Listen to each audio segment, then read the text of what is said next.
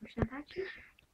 Ladinko, tak vše nejlepší k tvým 9. narozeninkám, k tvým 9 měsícům. Tak je vidět, jak jsi to hezky uměla rozbalit. No, a ty máš račičku. Ti maminka vybrala, tatínek koupil.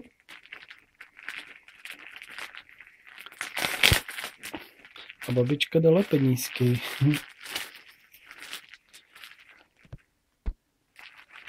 Co to je? Co to je, Laděnko?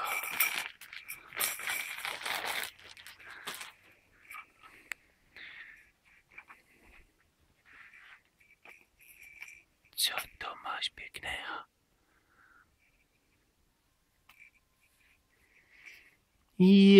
Tam jsou zvířátka.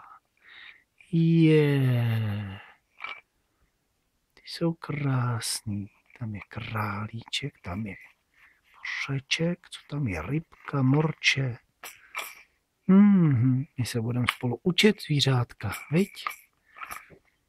Ladí. Jo, teď.